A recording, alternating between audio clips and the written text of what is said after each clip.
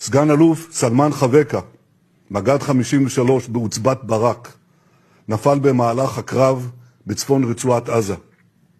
סלמן, בן העדה הדרוזית, היה מהראשונים להילחם בקרבות מול מחבלים בקיבוץ בארי.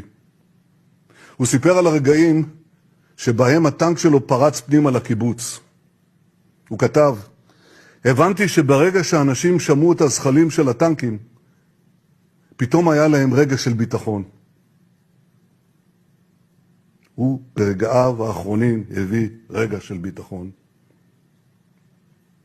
כל חלל שלנו הוא חור עמוק בליבנו. כל אחד מהם הוא עולם ומלואו למשפחתו, לחבריו, לאוהביו ולכולנו.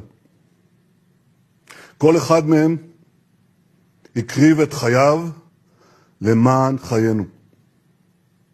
בשם העם כולו